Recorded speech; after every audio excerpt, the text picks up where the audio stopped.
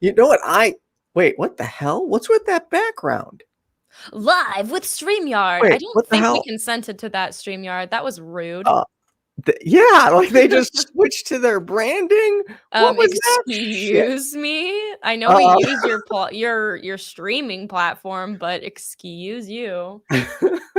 That was so weird. Anyways, hey everyone, welcome to Pickup Line. Hey I'm your everybody. host, Ethan, and your other host, Hannah Hannah. Vaughn.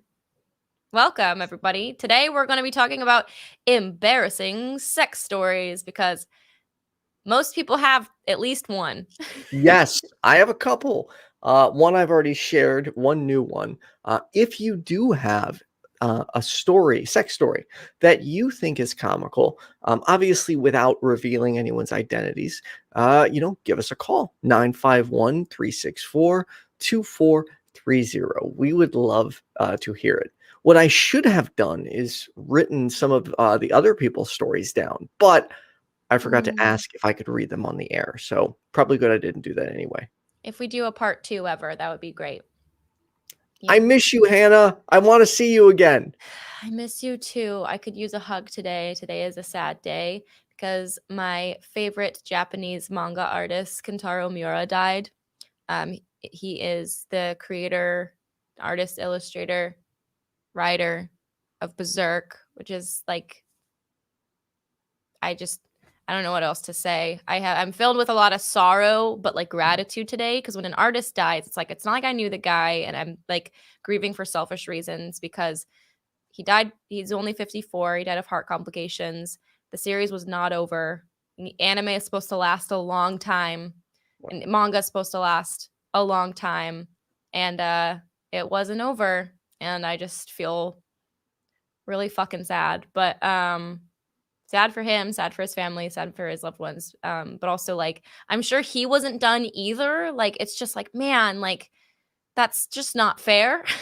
Right. But I feel like so like I'm just full of like total like just respect for him and gratitude that I even got to like consume and witness and experience something that I love so much. It was like the reason I started to actually really like anime. Like I always liked it. Like I loved Dragon Ball Z as a kid, but like Berserk is something into my older years that I was like, fuck, like I really super care about this way too much. I mean, Dark Souls was inspired by Berserk. Bloodborne, elements of Full Metal Alchemist were inspired by it. Just if you like dark fantasy, there's a 3-part movie series, summarizing one of the arcs on Netflix. It's called Berserk, and it's dark, but I just needed to take a moment and talk about that, Ethan, because like there's the things that I love. It's like Zelda, Lord of the Rings, Berserk. Like it's up there with the things that I adore and love, and it's very special to me. So, well, Dragon Ball Z is special to me, but I'm sorry you lost one of your favorites. That's okay. I mean, give you a big hug if I could. It's okay. I'm splashing one out for the homie. I'm just very grateful and full of just like so much gratitude, but sorrow today. I can cheers you. It's water, but cheers. Yeah, those gone way too fucking soon, man. So anyway, this show's not about me talking about manga, but anyway. Yeah, 54 is way too young. So I guess in honor of the man, the myth, the legend, we'll be talking about fucking embarrassing sex stories because you only live once. Yes. And, you know, like we believe here in this community, when you die, that's it. So live it up. That's true. You'd only live once. But however, I will say that mentality has actually started to hurt me a little bit. So, I'm sorry, Bandaid. Trigger warning. I'm going to talk about something, kind of heavy right now. Existential, real quick before we talk about the light stuff. We gotta bum you guys out and then give you the comic relief later. So as you know, Hannah, my health used to be in the toilet. In fact, my friend actually sent me a video of when I was having one of my absent seizures, and I was almost tempted to share it here to show people But I'm kind of nervous about it, so I don't know if I'm going to. Anyways, I forgot where I was going with this. Okay, We're getting so existential. I didn't think I was going to be alive much longer. In fact, I was of the opinion that any day was going to be my last. One night was painful and I was feeling like horrible, and I was convinced I was not going to wake up the next day. And I was fine with that. In fact, I hoped for it. And I grabbed a pen and some paper, and I wrote notes to some friends and family. I ended up finding those notes when I moved out of my home about like a year and 2 months ago. It was really surreal to read. But the reason I'm bringing this up is because for many years I had the mentality of any moment could be my last, and I still do sometimes. And I think that kind of makes me make some stupid choices, more impulsive ones, because I'm like, well, I still have this, I'm not going to be alive much longer mentality. And because it's so hard, like I am actively trying to change it as hard as I can, but it's not easy, because when you program yourself to think like that for years, you can't just snap your fingers and undo it. Wow. So I am trying to get better at making smarter decisions, because like I have a future now, like, and I have to accept that. And I want to plan and look forward to my future and no longer live in a way where I'm just like, whatever happens, because I'm gonna die soon anyway. Right. And Wow. trust me, that can lead to some unhealthy choices. Nothing extreme by any means, but there are things I could be much better at doing. I think they could find a balance between like doing the things like you desire to do before you die without sabotaging a future that you now realize you have. I mean, what a gift, dude, to have more time. You're telling me it's 1 minute.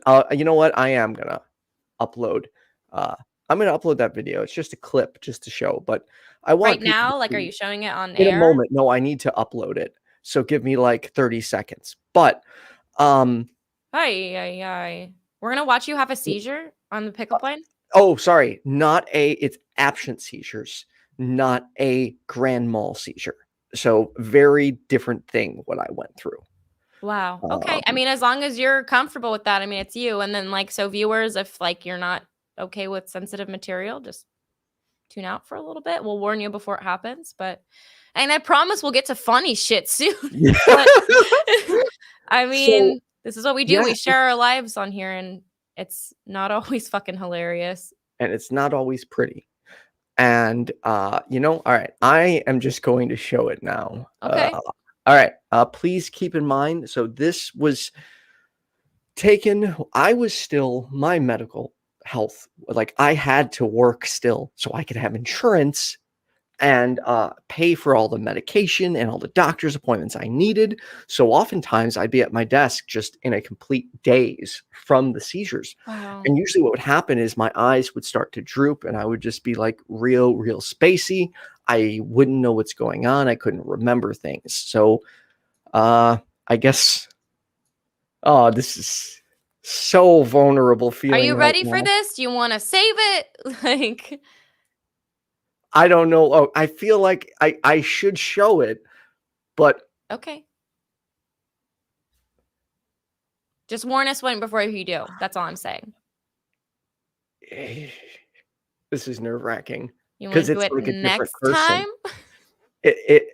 All right, just do it, and like, just keep in mind, everyone, like, this is Ethan at his lowest, and a lot of what you have come to know and love is the Ethan now, and it sounds like a lot has fucking changed, which is crazy. All right, here we go.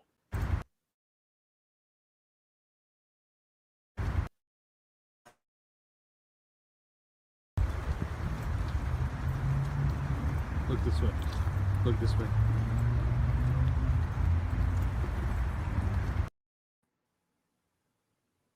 Wow. Life was very I just different can't believe then. that that's the same person. Not that you're like any less deserving of love and praise and friendship and happiness that you are now. It's just like, what a difference. Yeah. You just look so not there.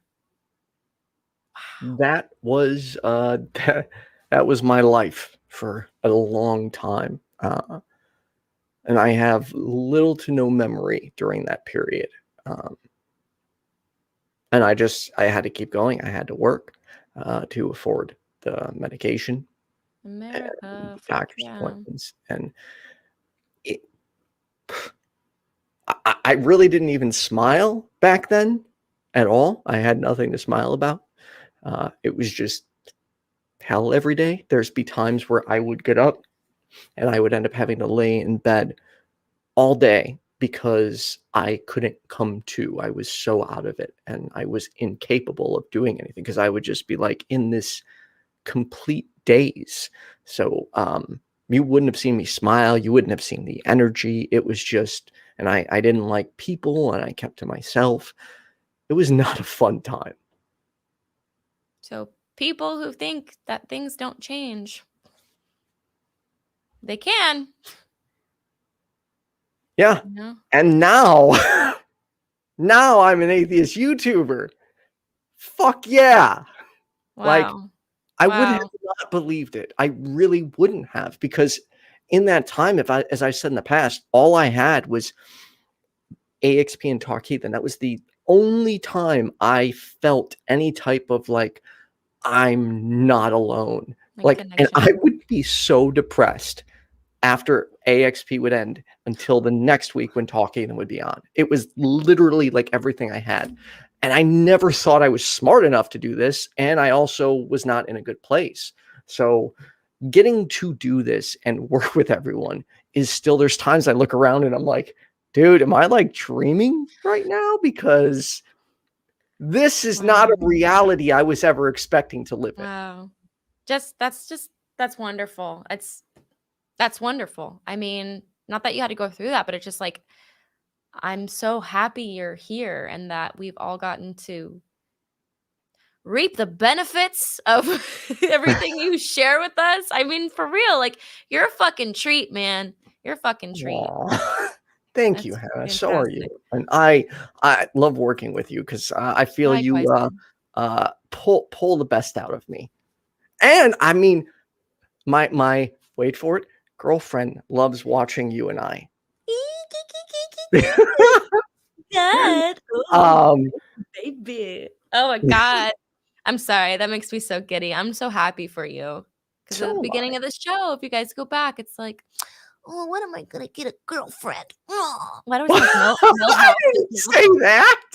Oh, I never said that. when are you going to be my girlfriend? I'm so sorry. I just realized I could do that. Okay, so do we have any callers yet, or do we need to spill our embarrassing shit first? We do have a caller, so maybe we should, but they're still in the screening room. So Okay. perhaps you want to start with your embarrassing sex story. I've been and just racking my tell brain. me whether or not it involves Thomas Westbrook. Let's keep that. None of them involve Thomas Westbrook. Okay, well, there we go. Yeah. I don't know. I figured, well, I actually couldn't think of any. Our sex is just chef kiss.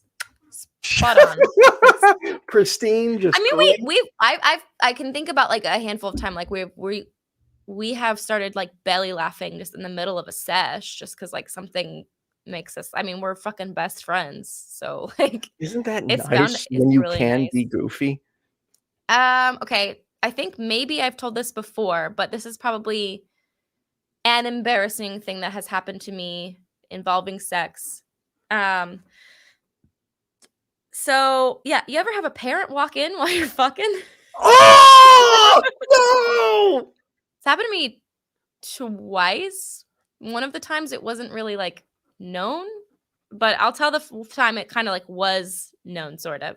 So an ex-boyfriend of mine are just like, we have the covers over us and we're still clothed. So like, it's not that embarrassing because it's not like, oh my God, I was like, we were doing like doggy or anything, totally naked. But just like blankets were over us, and like we were just kind of like kissing and like necking and stuff, and like under the covers, and my dad just like walks in and goes, he had this moment, or this like just this denial where he had to go, oh, you're tickling each other, and like walked out of the room and just shut the door, and we both are over each other like,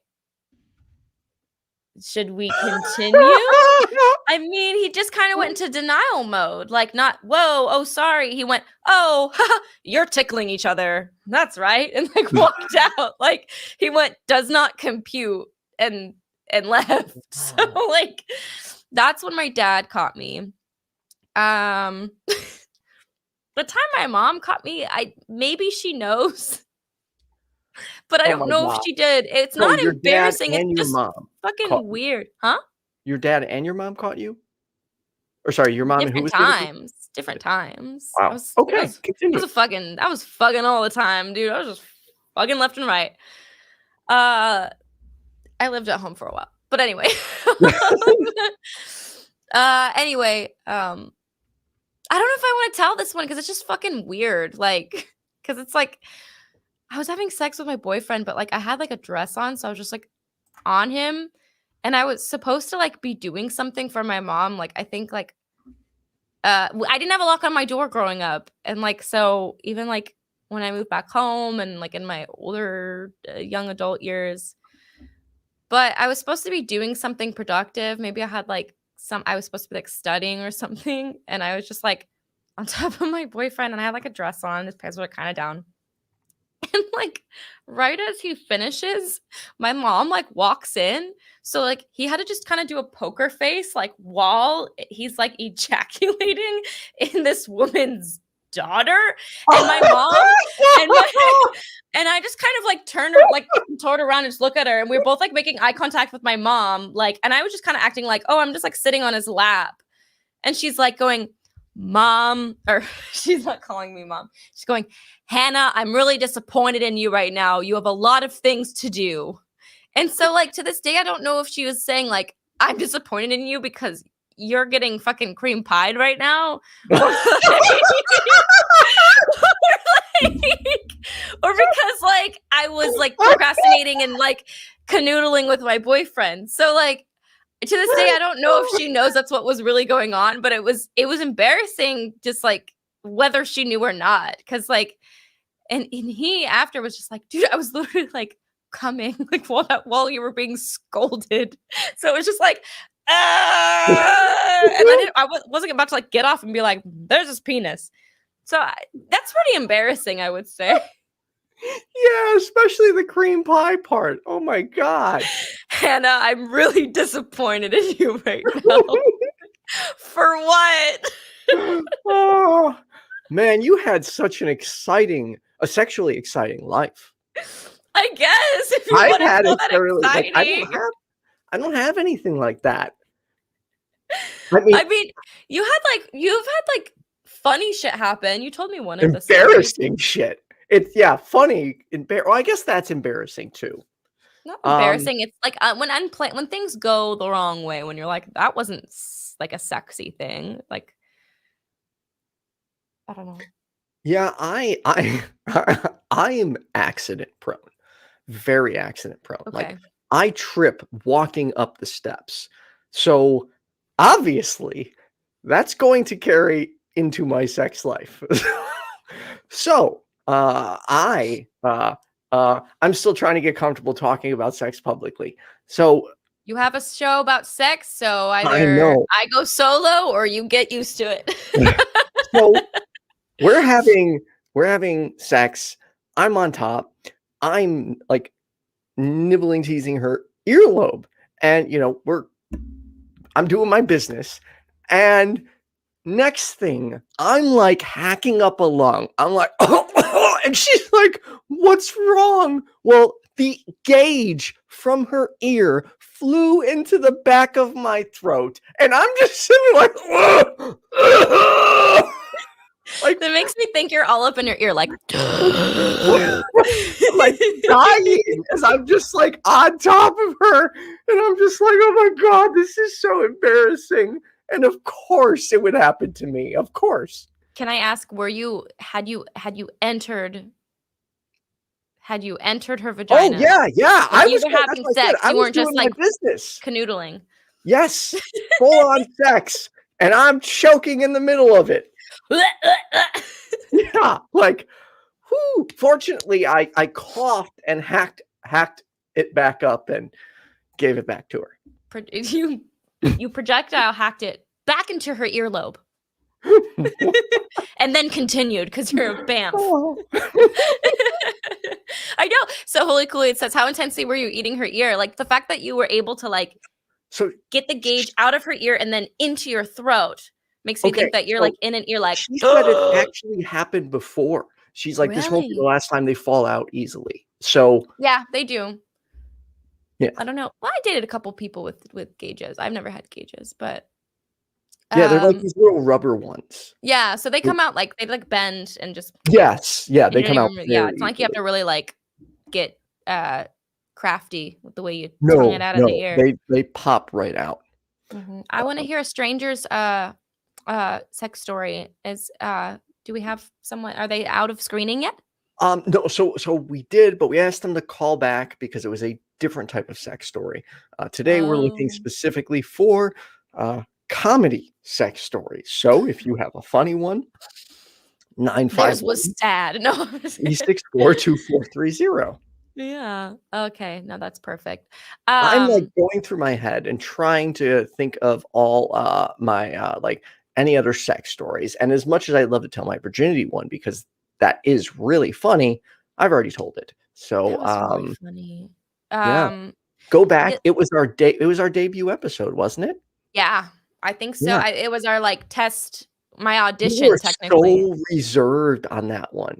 Like Really? going back and saying go watch yourself. You were way more quiet and reserved. The following, like the week after, you were just like, you came on like, this shit's mine. I've got this. I think I was trying to be professional and like not rub you the wrong way. And then you're like, yeah, you can be fucking raunch. And I was like, you don't know what you've just done, Ethan.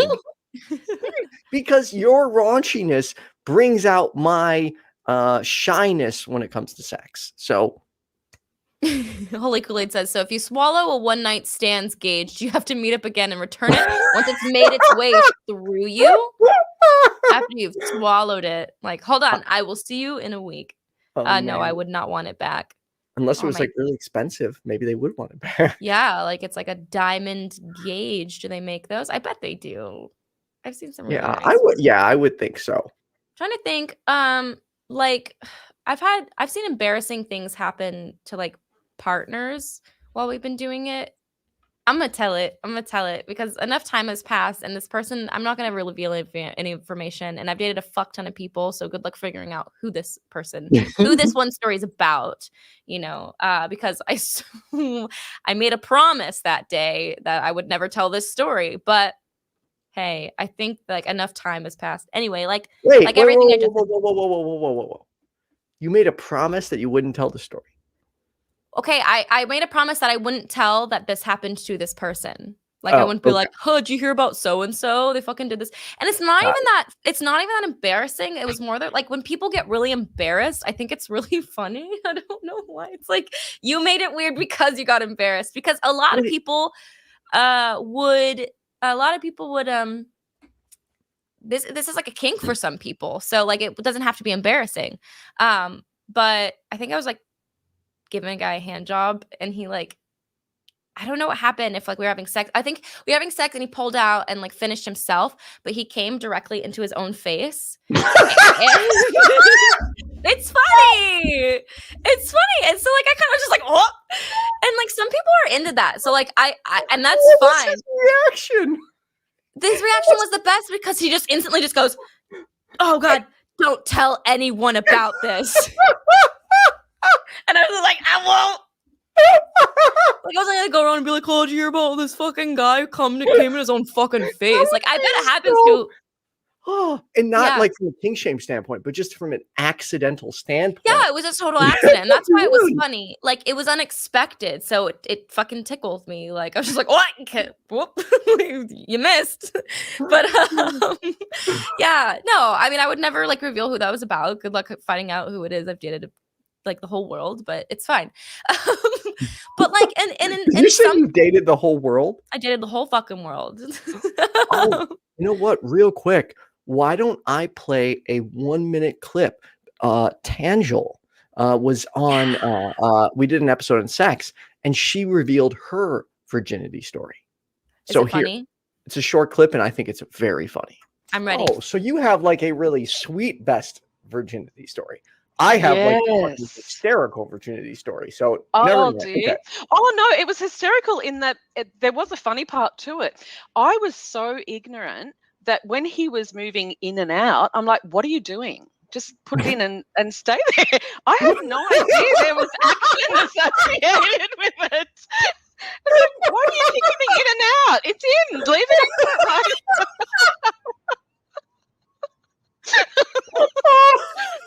So there's that. So did you say something, or did you just let him continue? No, I said, why are you moving? And he's like, this is what you meant to do. He was a virgin too, but he kind of, I guess, nature sort of took over and he knew what to do. It's like, aren't you just meant to? It's like, no, this is how it, I'm like, oh, okay. I'm sorry I'm laughing, but this is so funny. So what did you think? That's Why are you moving? Just put it in and you've completed sex. Like, we have done sex. You have entered the vagina and sex is bye-bye. Da-da-da. We're done. That's amazing. That reminds me of when I first gave someone a hand job. I didn't know you were supposed to like stroke. I just kind of was like using it like a stick shift. Like just kind of like you just kind of touch it and wiggle it around, right? And so I had to be like guided, like this is how you do it, because like I hadn't ever watched porn. I like was having sex way before I was like ready and actually like a sexual person. So like, yeah, which is like kind of sad, but like it's funny to me to think like, wow, I really did not know how it worked. I was just like, what is this, a lever? Like, hey there. Like, have you ever seen what is it, White Chicks, when they have like a slumber party and they bring out like dildos and they're like, how do you give like the best blowjob or whatever? And like the guys who are dressed like undercover as women are like, you like go like blah, blah, blah, blah, do it or whatever. It's pretty amazing. But yes, Holy Kool-Aid, you should absolutely call in and tell a sex story, because I might have heard it. If I haven't, that would be amazing. Hannah makes it sound like sex lessons from driving school. I don't know what that was. That was like a drill. Yeah, I was just like, this is a strange contraption. And you just kind of move it around. I mean, I knew how to masturbate, so I was just like, you just kind of move around and rub it. Right? I do wish there was a bit more sex education. So, as we're growing up, we know what to do, because otherwise you just learn from porn, I guess. Yeah, and that's not always with a partner. Always great. Yeah. No, I mean, so I was taught from like in middle school, we were taught like abstinent sex ed. And then in high school, it was just kind of like, here's all the STIs. Well, they were STDs at the time. If you have sex, and basically you'll die, but use a condom. So like, I don't know, I was having sex way too early. It was weird. I mean, why was it weird? It was weird because I wasn't ready. And like, even though I grew up in like a very sex positive, like with a very sex positive mother, she didn't sit me down, was like, hey, here's how you give a blowjob, like, because like, I don't know, how do you even have that conversation? I mean, she just kind of told me, have it when you're ready. And I wish that I had listened to that. It's not like I wanted to rebel or anything. I just felt like an obligation to, because like peer pressure, you know what I mean? Right. So if I have a kid, like I will literally answer any question that I think is developmentally appropriate, but also like, I don't know what I would do differently. Like I would say like, wait till you're ready, but like, how do you make sure they actually fucking do it, man? This is not what this episode's about. I mean, people need to make their own decisions and mistakes and whatever, but I Well, don't regret a whole lot because I feel like I'm super ahead of the game, but I still feel like the sex part could have really waited. Like it's Right. That makes yeah. sense. I think the first time I was really trying to have sex was 8th grade. I was Is at it this. weird to talk about sex stories from the like even though we are adults now, like from the minor perspective? I don't Ooh, know. that's a good point. Yeah, no, I have a friend who has gone on like shows before to talk about sex and has strictly said, I do not talk about sex I've had or experiences that I've had, or at least I don't disclose that that's the age I was at the time. Like I really avoid talking about sex stories as a minor. And I'm like, I think that's a really good just rule of thumb. Well, then the plus side, I didn't do anything not remotely sexual. I just You tried. wanted to try. Yeah, I mean, like I'm very transparent of the fact that I started way too early, but when I tell sex stories, I kind of leave it up to you to just kind of guess whether or not I should or should not have been doing what I was doing. I mean, yeah. Someone said beware of YouTube nannies. They gotta Yeah, that's why find we're not me. going to talk about it. Okay, so we have got Thomas Westbrook, and he has a juicy one. Although I think Hannah can say he has a juicy one. So, boom, boom. I don't know if I've heard this one. So, on the note of what you just said, this totally happened when I was a minor. Oh God! Well, don't say that. He has not. He did not have sex when he was a minor. I did. So I feel like it's kind of like when you watch Big Mouth, and it's like, sure, the show is about kids, but it's about like your embarrassing experiences that like we all learn as we go through puberty and like, you know, bumble our way through like sexual education. That's a really good point. My background was incredibly ultra conservative religious, and like my sex education basically consisted of like my dad saying, it's beautiful in the confines of marriage, but sometimes there's this horrible abomination where people do it outside of that, and it makes God sad. And so I remember trying, like, obviously as a kid with hormones and stuff going through puberty, like, you're curious, like, what's underneath the clothes and stuff. And so, like, I discovered really early on, living overseas, that Turkish TV, because like we would get Turkish TV stations and Russian TV stations and various like broadcasts from all over, didn't necessarily have the same regulations that American TV does. And so like they would show nudity and they'd show shows with like, you know, movies with boobs and sex scenes and stuff, especially after like midnight. And so one night I was staying up late to watch the World Cup. And, you know, my parents were like, oh, yeah, you'll probably be up late because, you know, the time zone difference and stuff. It was like 2 a.m. there and stuff. So I'm watching the World Cup and the game ends, and then I'm flipping through the stations or through the channels. And I stumble across this movie that has like boobs. And I was like, oh, my God. And like I watched it a little bit more and I was like, there's actual boobs on TV here? Like, what?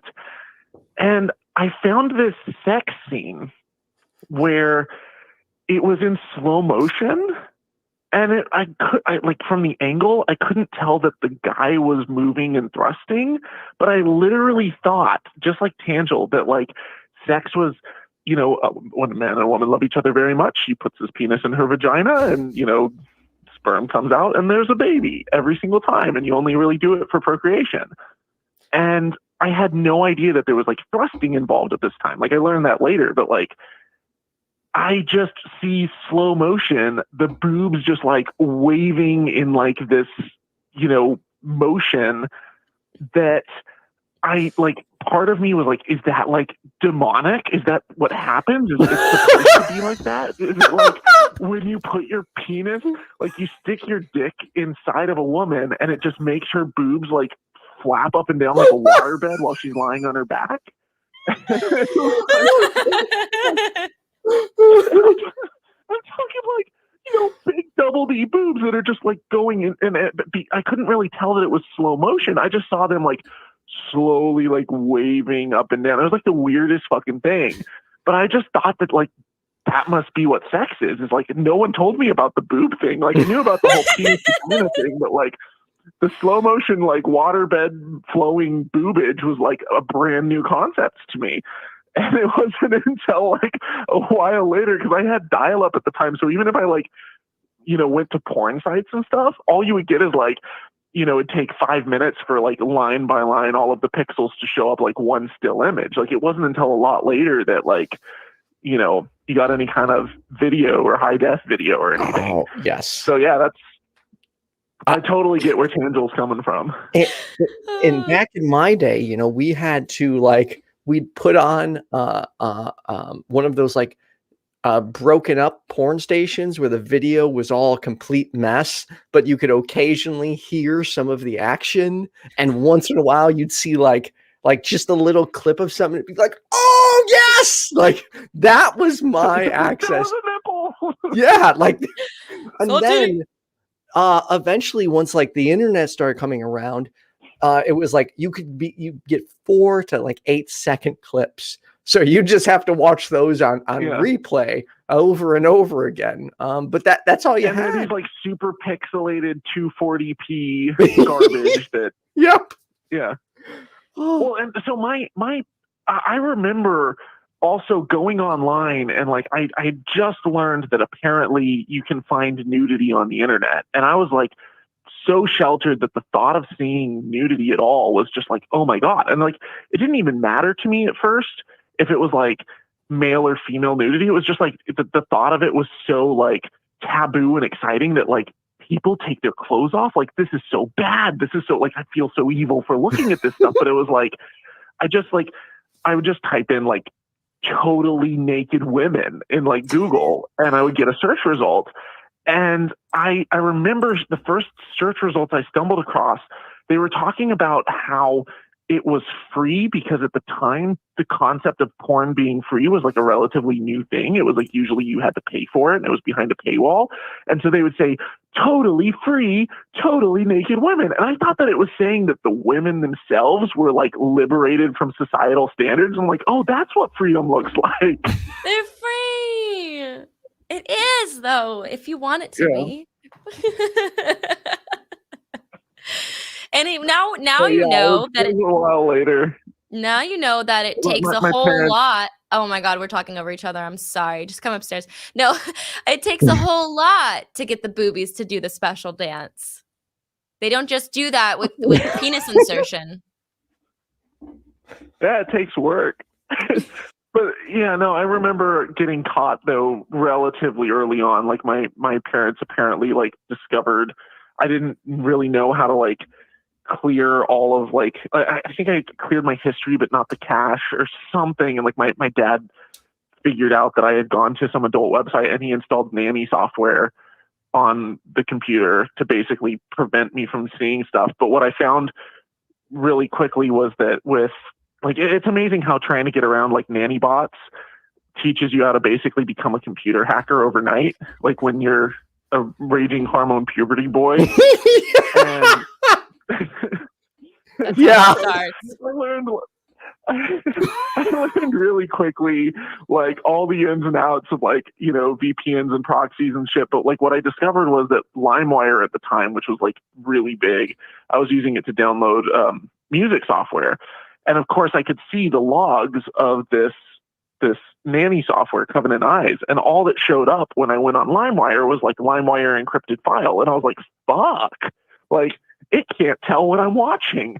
And so I discovered that there was porn on LimeWire, and it'd take like hours and hours and hours to download like a 10-second, like 240p video file. But I mean, that's how I got around it. So, damn. But I'll let you guys have the rest of your show. Thanks for letting me call in. Thanks, Thomas. Absolutely. Nice Thank you for calling. Thanks, babe. Take care. Bye. Love you. Yeah, old school porn, man. I remember like eventually we were able to finally get access to like 1 minute clips, and that was a big deal, like a whole minute. I remember I used to read like erotica on like my tiny little like phone where I had to like press the buttons like click, click, click, click, click, click, click, click, click. And like these tiny little thumbnail like pornographic images on like it was like almost like a BlackBerry phone I had, and like I would just like read it and be like, oh, and I'd like see people doing it and I'd be like, oh, and scroll more and read my little story. That's what I did. You know what I really enjoy the most about this show Hmm.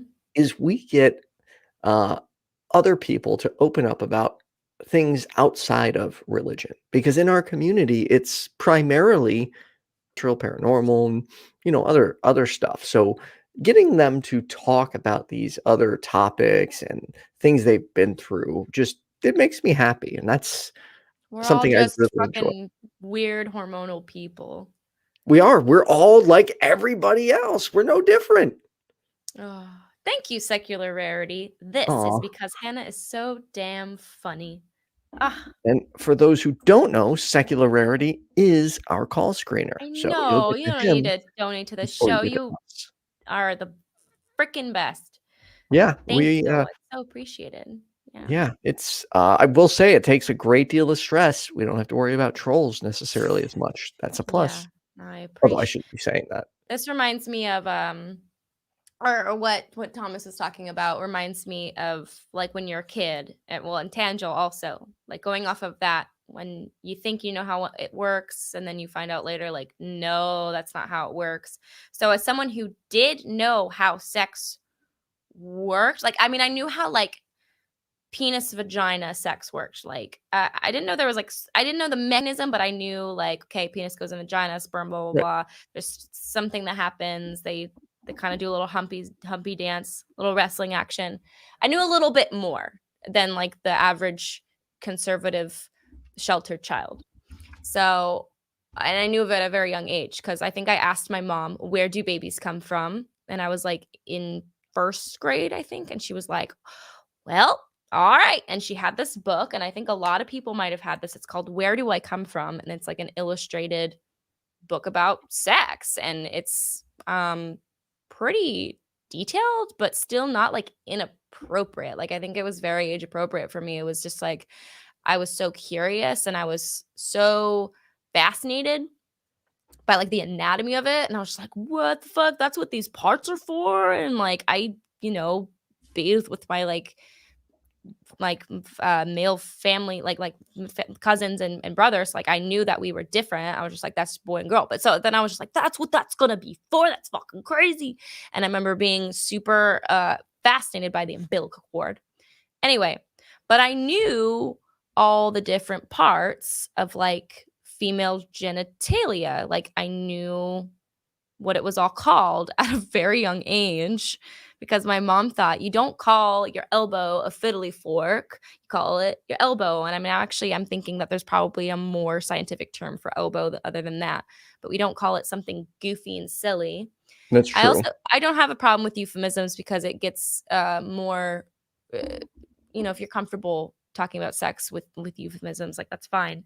Hannah had a Where Do I Come From book. In my family, everybody poops was risque. That's funny, Thomas, because I had both those books and they were both my favorites as children. I had the book Everybody Poops. Yeah, I had Everybody Poops. But anyway, the thing I was gonna say, this is so long-winded, I'm so sorry, but I remember my dad made a reference to a vagina and I was like in kindergarten, and something about it wasn't like a weird inappropriate comment, like it was there was context, I forget, but it was something about like penis and vagina or whatever. And I was like, actually, Dad, I'm in kindergarten. I go, actually, Dad, the penis goes inside of the vulva. And he goes, no, Hannah, it goes inside of a vagina. I'm like, no, I read the book, Dad. I've know my stuff. It's the penis goes inside of the vulva. And like my father, who has had 3 children, like was like, no, you're wrong, 5-year-old Hannah. And I was just like, okay, Dad, whatever. Like you think you know. Don't fucking try to mansplain me this. I've studied. I've read up on it. But yeah, I was pretty fucking precocious. And it bothered me. I got in trouble, I think, like in like preschool because like kids would run around and be like, haha, pee pee. And I'd be like, that's actually your mons pubis. What? Who does that? A fucking precocious 5-year-old. Dude, so no, kids run around showing their genitalia all the time. Like they're weird. Like they just are like pee pee. Like that's what they do. Like yeah, some do that. Yeah, so some, not all of them. I think some like are like what's appropriate and like what not to do at a very young age. But some kids like also know that you're not supposed to do that, so they like want to do it more. They're like, isn't it funny? Here's my butt. So yeah, kids are always like, oh, booty. Do you know what's always fascinated me? The fact Hmm. that women can have people with vaginas can have Thank you for saying that. different types of orgasms. Like, you're so lucky. Like, you're not limited to just like one. You can have from I understand it, the G-spot orgasm, a clit orgasm. Like, Oh, I thought you meant like different levels of orgasm. I was like, no, like what? variety. Where we Yeah, just you get can reach the one. orgasm in different ways. Yeah. No, it's pretty interesting. Gary says, and some adults do that on social media. Yeah, they're like, haha, pee-pee. Here's my dingle. Steve White said, please be advised when I call in, we'll talk about sex in the afterlife. Okay. I can't tell if this is a joke or not. I think going to venture a guess that so I can't even say if he's serious or not, because he does hold supernatural beliefs. So I don't know if he's I mean, is it like one of those things where you get a bunch of virgins in the afterlife? Yeah. Because some religions say you will if you do certain things. I don't know. Is that yeah. Yeah, Well, I don't know. I don't know enough about that. Yeah, I'm trying to think of maybe any like last minute, because we got like 12 minutes left. Any more embarrassing? Well, check things your that have private happened? chat real quick. Oh, I'm so sorry. I have not been And then paying we attention. do have wait. Never mind. Can't hear the call. So we do have someone trying to call in, but I don't know that it's a topic for the show. We'll find out in a moment. Our lovely call screener is taking care of that. Okay, well, perfect. I love that. I will say I can actually today not wait to lay down in my bed. My low back is killing me today. I'm feeling my age. Yeah.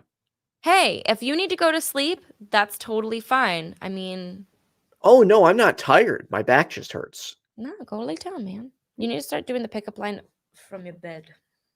Ooh, that actually would be like totally like we just like have like a silk pillow and like candles, and we're just, hey, we're gonna talk about the time that we thought that boobs did a dance anytime a penis entered it. Steve White says, hey guys, Google sex in the afterlife, and I promise it will be interesting. Not today. Maybe we can do a whole episode on sex in the afterlife. Yeah, I'd actually love to talk about this, Steve. So if you want to call back next week, I would like to thank our patrons real quick: Cindy PLAZA, Kenneth, Leonard, Kathy Letto, JumpandShoot, Oz, Sky, Secular Rarity, Chianti and Fava Beans, Philip Leitch, Kaitlyn Beyond, Toast, Richard Gilliver, and Sunset Sarge. Thank you for your patronage. The pickup line airs every Thursday at 9 p.m. Central. Before we go live at 8 p.m. Central, there's a show called Ask an Atheist. It's on my Twitch, where each week we sit down with a different atheist. However, starting next Thursday, Notes from Autumn will be taking over Ask an Atheist as the new host. That's so cool. Sunday, as always, be online with Jenna Belk.